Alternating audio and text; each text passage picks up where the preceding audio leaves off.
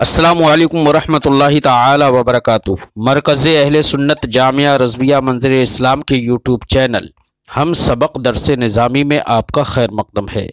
پیارے بچوں، جنہوں نے اب تک ہمارے چینل کو سبسکرائب نہیں کیا ہے وہ ضرور سبسکرائب کر لیں اور بیل آئیکن یعنی گھنٹی بھی بجا دیں تاکہ ہر ویڈیو کی نوٹیفیکیشن اطلاع اپلوڈ کرتے ہی آپ تک پہنچ جائے، اور اپنے ساتھیوں سے بھی شیئر کریں، شیئر کرنا نہ بھولیں تاکہ ان کو بھی فائدہ حاصل کرنے کا موقع ملے، اور بات پسند آئے تو لائک بھی کیا کریں اور اپنے قلبی تأثر کو ضرور کمنٹ کر کے بتائیں۔ بسم اللہ الرحمن الرحیم۔ ومنها اے من تلک المواضع ما وقع اے موضع مفعول مطلق وقع للتشبیہ الی آخر العبارہ۔ آج کے سبق میں صاحب کافیہ ایک اور جگہ بتا رہے ہیں جہاں پر مفعول مطلق کے عامل ناصب کو حذف کرنا واجب ہو جاتا ہے قیاسی طور پر۔ وہ قیاس اور ضابطہ کیا ہے وہ ایک یہاں پر اور بتا رہے ہیں۔ فرماتے ہیں وہ منہا یعنی انہی جگہوں میں سے ہے، من تلک المواضع، انہی جگہوں میں سے جن کا ذکر ما قبل میں ہوا ہے۔ ایک جگہ یہ ہے کہ مفعول مطلق واقع ہو للتشبیہ، کس کے لیے؟ تشبیہ کے لیے واقع ہو۔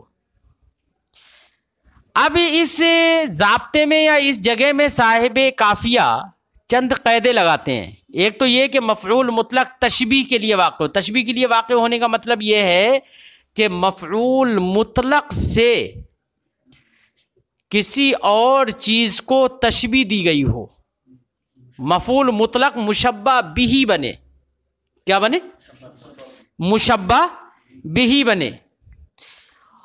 تو ایک تو قید یہ ہے، لہذا اگر کہیں پر مفعول مطلق مشبہ بہ ہی نہیں بنتا، کیا نہیں بنتا؟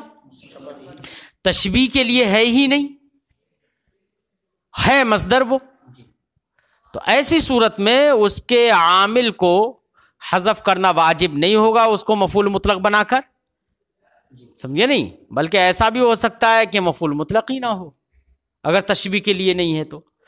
جیسے کہا جاتا ہے لزید صوت صوت حسن، زید کے لیے آواز ہے، زید کی آواز ہے اچھی آواز۔ تو دیکھو صوت حسن میں جو صوت ہے تو مصدر ساتھ ہے، یسوتو سے صوت ہے تو مصدر، اور ما قبل میں جو کہ صوت ہے اسی کے معنی میں بھی ہے، لیکن چونکہ صوت حسن یہ خبر ہے، یہاں پر تشبیہ کے لیے نہیں ہے۔ یہ نہیں ہے کہ فلاں کے اس کی طرح، یہ مطلب تشبیہ کا معنی نہیں ہے۔ یہ زید کے لیے آواز ہے اچھی آواز، تو صوتن یہاں پر تشبیہ کے لیے ہے نہیں، ہے تو اگرچہ مصدر لیکن یہ مفعول مطلق نہیں بنے گا، لہذا اس کو خبریت کی بنا پر مرفوع پڑھیں گے، مفعول مطلق کی بنا پر اس کو منصوب نہیں پڑھیں گے۔ بات سمجھ آئی؟ کیوں؟ اس لیے کہ اگر مفعول مطلق بنائیں گے، اگر بالفرض آپ منصوب پڑھیں تو فعل محذوف ماننا پڑے گا، جبکہ فعل کے حذف کا وجوب یہاں پر نہیں ہے۔ کیوں؟ وجوب حذف فعل کے لیے یہ ضروری ہے کہ مفعول مطلق تشبیہ کے لیے ہو، مشبہ بہ واقع ہو، ایک شرط۔ دوسری شرط ہے علاجن، علاج ہو۔ علاج کا مطلب ایسا نہیں ہے کہ اس کا جو بیماری کے وقت میں علاج کرایا جاتا ہے وہ علاج مراد ہے، یہ وہ علاج نہیں ہے۔ یہاں پر علاج سے مراد کیا ہے؟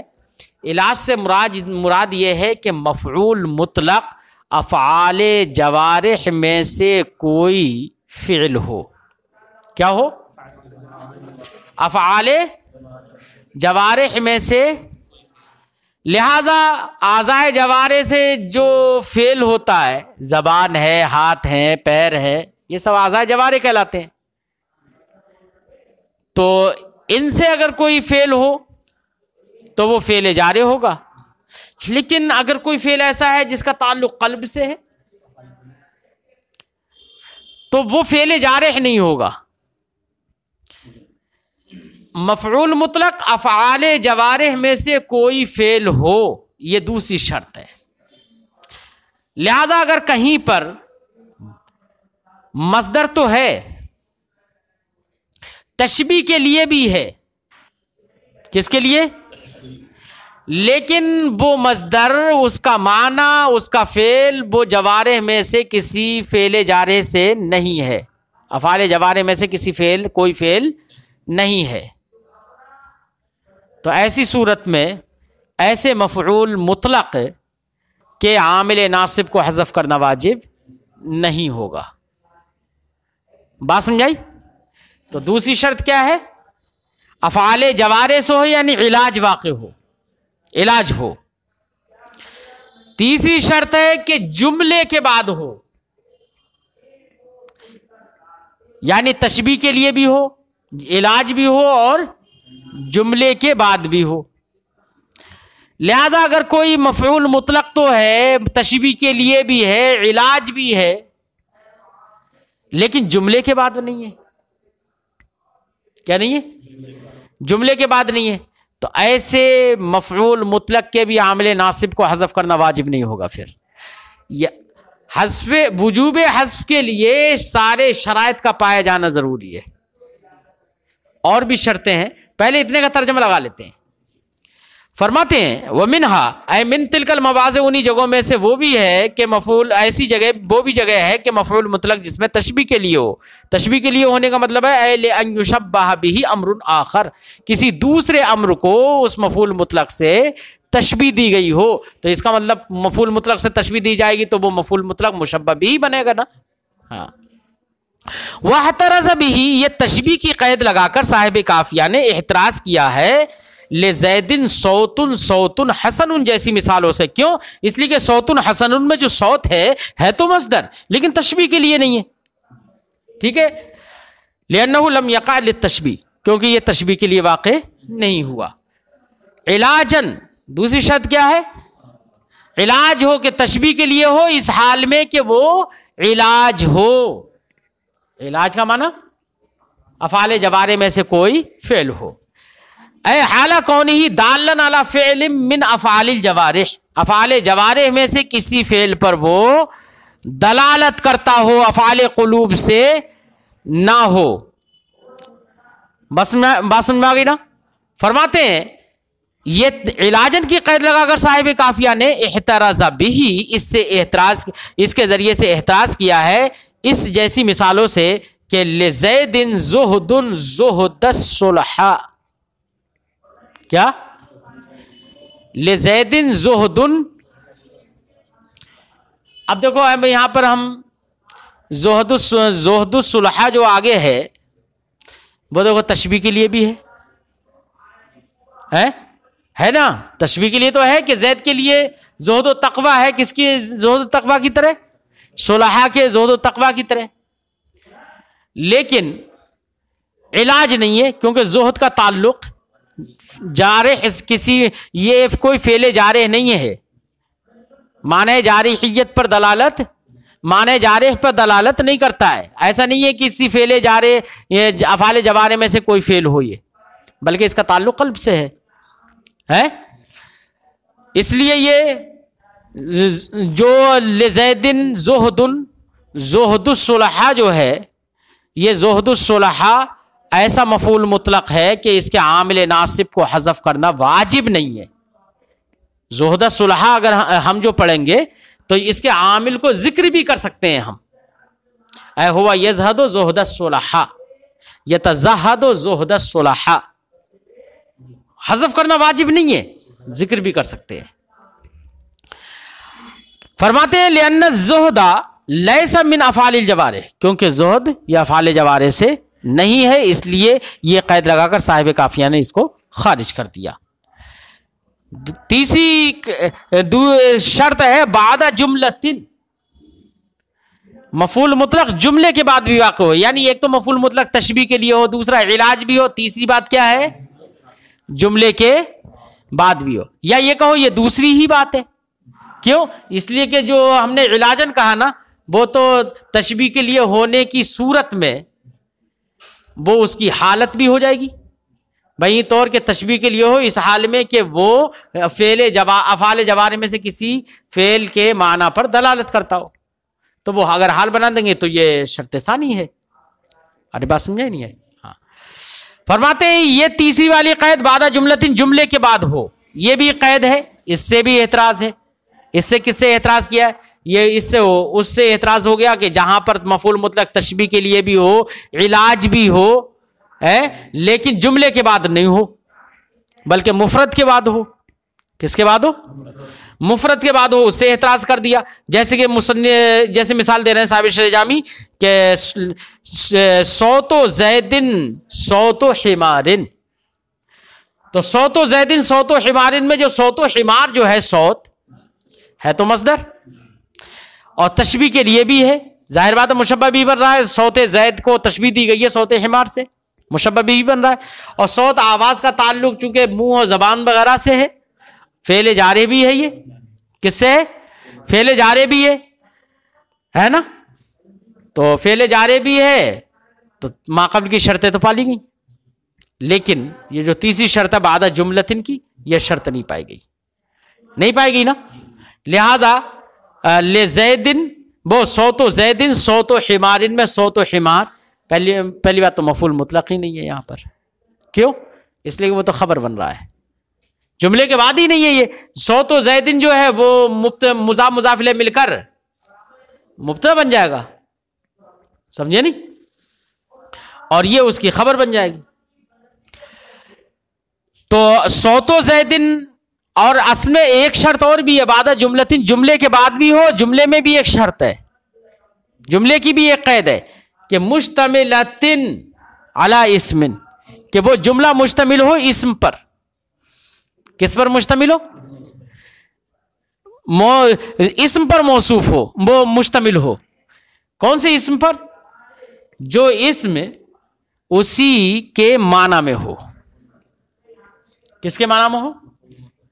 مفعول کس کے؟ ہاں. تو فرماتے ہیں جیسے کہ مشتمل ہو وہ جملہ علی اسم کائن بمعنی، علی اسم بمعنی یہ ہے متن، ایسے اسم پر جو اسی مفعول مطلق کے معنی میں ہو. واحترز بہ، یہ قید لگا دی. یہ قید کیوں لگائی؟ اس کے ذریعے سے احتراز ہے مررت بزید فاذا لہ ضرب صوت حمار. اس سے احتراز ہے کہ دیکھو اس مثال میں مررت بزید فاذا لہ صوت فاذا لہ ضرب، جملہ ہے نا پورا. ارے جملہ تامہ ہے یار، نسبت پوری پالی گئی. فاذا لہ ضرب مسند و مسند الیہ دونوں موجود ہو گئے تو پورا جملہ ہے. تو جملہ تو ہے. اور صوت و حمار جو ہے آگے، یہ ساتھ یسوت و صوت مصدر بھی ہے، تشبیہ کے لیے بھی ہے یہاں پر صوت حمار، اور افعال جوارح سے بھی ہے، جملے کے بعد بھی ہے. لیکن جملے کے بعد ہونے کے بعد بھی فرماتے ہیں کہ اس سے احتراز ہو گیا. کیوں؟ اس لیے کہ جملے کے لیے یہ قید تھی کیا کہ وہ جملہ مشتمل ہو ایسے اسم پر جو اسم مفعول مطلق کے معنی میں ہو. اب مفعول مطلق کا دیکھو صوت کا معنی جو ہے یہاں پر صوت حمار میں، یہ صوت جو ہے اس کا معنی تو ہے آواز کرنے کا ہے، اور ما قبل میں ضرب ہے، اس کا معنی کیا ہے؟ مارنے کا. تو مفعول مطلق کے معنی پر جملہ مشتمل ہوا نہیں ہوا نا، اس لیے اعتراض ہو گیا اس سے. ایسی فرماتے وہ اعلیٰ صاحبی، اسم پر بھی مشتمل ہو اور اس کے صاحب پر بھی مشتمل ہو، صاحب اسم پر بھی مشتمل ہو. کہ وہ اسم، ارے جس اسم پر مشتمل ہے وہ جس اسم کے معنی میں مفعول مطلق، تو وہ اسم بھی تو ایسا ہوگا کہ اس کے معنی سے کوئی نہ کوئی متصف ہو، اس کے معنی سے کوئی نہ کوئی متصف ہو. تو وہ جو متصف ہوگا وہی صاحب اسم کہلائے گا. تو اسم پر بھی مشتمل ہو اور صاحب اسم پر بھی مشتمل ہو. کون؟ جملہ. اب یہ قید کیوں لگا دی؟ اس سے بھی اعتراض ہے. کبھی کہیں ایسا ہو سکتا ہے کہ اسم پر مشتمل تو ہو لیکن صاحب اسم نہ ہو، ایسا ہو سکتا ہے. مثال بھی دیں گے اس کی. فرماتے ہیں اس کے صاحب پر بھی مشتمل ہو، یعنی علی صاحب ذالک الاسم، اس اسم کے صاحب پر اس اسم کے معنی سے جو متصف ہوتا ہو، وہ مراد ہے صاحب سے. اے الذی قام بہ معنی ہو، اس اسم کا معنی جس کے ساتھ قائم ہوتا ہو اس پر بھی مشتمل ہو. واحترز بھی، یہ قید لگا کر صاحب کافیہ نے احتراز کیا ہے، مررت بالبلد فاذا به صوت صوت حمار، میں شہر سے گزرا تو اچانک دیکھا کہ اس میں آواز ہو رہی ہے. کس کی آواز؟ گدھے کی آواز ہے. اس میں آواز ہے گدھے کی آواز. اب اس میں مثال میں دیکھ لو آپ، صوت و حمار میں جو صوت ہے تشبیہ کے لیے بھی ہے، علاج بھی ہے نا، اور جملے کے بعد بھی ہے، کیونکہ فَإِذَا بِهِ کی ضمیر کا مرجع بلد، فَإِذَا بِهِ صوتن پورا جملہ ہے نا، جملے کے بعد بھی ہے، اور جملہ مشتمل ہے اس معنی پر جو معنی مفعول مطلق کا ہے، کیونکہ صوت کا ہی معنی مفعول مطلق کا ہے، آواز کا، اور وہ معنی کس میں ہے؟ جملے میں بھی ہے. فَإِذَا بِهِ صَوْتٌ ہے نا، معنی پر مشتمل ہے. لیکن آگے کی قید کیا تھی؟ صاحب اسم پر بھی مشتمل ہو. تو صوت کا مالک، صوت سے متصف کون ہے؟ شہر تھوڑی متصف ہے. شہر میں تو آواز ہو رہی ہے، آواز کرنے والا کون ہے؟ گدھا. تو یار گدھا کی آواز سے تو تشبیہ دی جا رہی ہے. میں شہر سے گزرا اس حال میں کہ شہر میں آواز تھی، گدھے کی سی آواز. وہ آواز تھی تو آواز کا یعنی معنی پر تو مشتمل ہے مفعول مطلق. وہ جملہ ایسے معنی پر تو مشتمل ہے جو معنی مفعول مطلق کا ہے، لیکن اسم پر تو مشتمل ہو گیا، صوت پر. لیکن صاحب صوت کون ہے؟ وہ نہیں ہے یہاں. جب صاحب صوت نہیں ہے اس لیے یہ اس قید سے خارج ہو جائے گا. بات سمجھائی نہیں آئی؟ ایسے ہی فرماتے ہیں آگے کہ ہو گیا یہ اعتراض نا. فرماتے ہیں واحترز بھی، اس کے ذریعے سے اعتراض کیا گیا ہے مررت بالبلد فاذا به صوت صوت حمار سے. یہ اتنی قیدیں تھیں، یہ ساری قیود، سارے شرائط اگر کسی جملے میں پائے جائیں اور مفعول مطلق ہو وہاں پر، تو اس کے عامل ناصب کو حذف کرنا واجب ہوگا. کیا ہوگا؟ کیونکہ مفعول مطلق جو ہے نا خود، چونکہ اس سے عامل ناصب کے معنی ہی میں ہوگا، تو اس کے وہاں پر یہ ساری شرائط پائی جائیں گی تو قرینہ بھی ہو جائے گا اور قائم مقام بھی ہو جائے گا. اب مثال دے رہے ہیں اس کی کہ دیکھو حذف کرنا واجب ہے، دیکھو ہم نے حذف کر کے دکھایا ہے. مثال فرماتے ہیں ایسے کہ مثال ہے مررت به فاذا له صوت صوت حمار. مانا ہے میں اس کے پاس سے گزرا. مررت بزید کیا نا، مررت بزید فاذا له میں ہاں ضمیر کا مرجع بھی کون بنے گا؟ زید بنے گا. مررت بزید فاذا له لزید صوت صوت حمار. میں زید کے پاس سے گزرا تو اچانک دیکھا کہ زید کی آواز گدھے کی سی آواز ہے نا. کس کی آواز؟ گدھے کی سی آواز ہے. یہاں پر صوت حمار جو کہا گیا ہے یہ مفعول مطلق ہے. صوت تشبیہ کے لیے ہے نہیں ہے؟ بولو ہے نا تشبیہ کے لیے، کیونکہ گدھے کی آواز سے کس کو تشبیہ دی جا رہی ہے؟ زید کی آواز کو تشبیہ دی جا رہی ہے، تو مفعول مطلق مشبہ بھی بن گیا. علاج بھی ہے نہیں ہے علاج افعال جوارے سے ہے نا، ساتھ ہی ساتھ جملے کے بعد ہے نہیں ہے. غور کرو، فَإِذَا لَهُ صَوْتٌ جملہ ہو گیا نا پورا.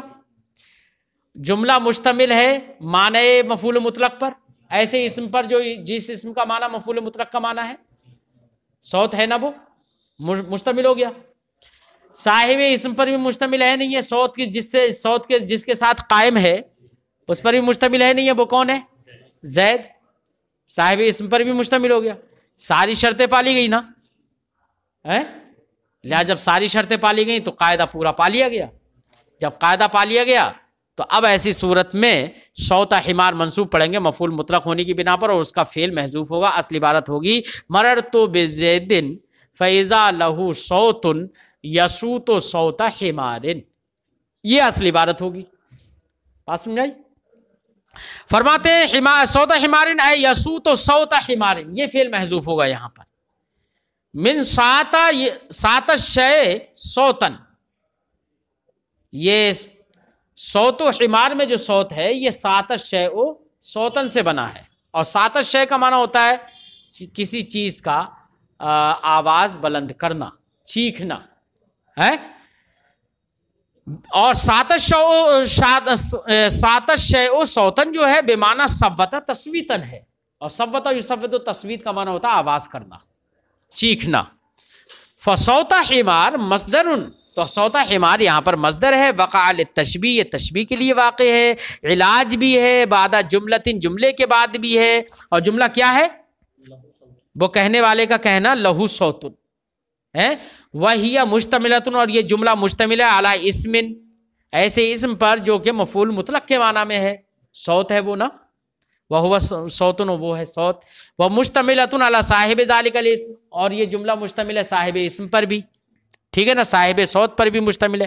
وہ ضمیر المجرور فی قولہ بہ، جو مررت بہ میں جو ہا ضمیر مجرور ہے وہی صاحب اسم ہے جو صوت سے متصف ہے. کیا مررت بہ، فاذا لہو میں لہو، فاذا لہو میں لہو ہے نا. تو لہو مررت بزید فاذا لہو، یہ کہہ لو، سمجھے نہیں. تو فاذا لہو میں جو لہو میں ہا ضمیر مجرور ہے وہی صاحب اسم ہے، اسی کے لیے تو صوت ہے نا. تو ساری شرائط پالی گئی، لہذا فعل کو حذف کرنا واجب ہو گیا. کہا یہی جاتا ہے فاذا لہو صوت صوت حمار، ہے نا. نہیں بولا جاتا کبھی فاذا لہو صوت یصوت صوت حمار، نہیں کہا جاتا ہے کبھی. بات سمجھ آئی؟ فی قولہ لہو، لہو اس میں ہے نہیں کتاب میں، نہیں وہ تو آگے ہے، سمجھے نہیں، وہ آگے ہے. مررتو بہی فاذا لہو صراخ صراخ ثقلا، یہ ایک دوسری مثال دی ہے اسی کی. بات سمجھ آئی؟ تو فی قولہ لہو میں جو ہا ضمیر ہے وہی ہے صاحب اسم. ایک دوسری مثال دے رہے ہیں، فرماتے مررتو بہی اے مررتو بزید فاذا لہو صراخ صراخ ثقلا، میں زید کے پاس سے گزرا تو اچانک دیکھا کہ اس کی چیخ ہے، آواز ہے، اس کا چیخنا ہے. کیسا؟ صراخت ثقلا. ثقلا اس عورت کو کہتے ہیں جس کا بچہ مر گیا ہو. اس عورت کی سی چیخ ہے، وہ ویسے چیخ رہا ہے جیسے کہ جس کا بچہ مر گیا ہو وہ عورت چیختی ہے نا. تو یہاں پر بھی دیکھو ساری شرطیں پائی جا رہی ہیں نا، پائی جا رہی نا. صراخ افعال جوارح سے بھی ہے، اور صراخت ثقلا مفعول مطلق مشبہ بہ بھی واقع ہے، اور یہ جملہ بھی اس سے پہلے ہے، جملہ اسم پر بھی مشتمل ہے، صاحب اسم پر بھی مشتمل ہے. ساری شرطیں تو پائی گئیں، جیسی شرطیں وہاں تھیں ویسی شرطیں یہاں پر ہیں. اے یصرخ صراخ ثقلا وہی امرأۃ مات ولدھا، ثقلا وہ عورت ہے جس کا بچہ مر گیا ہو.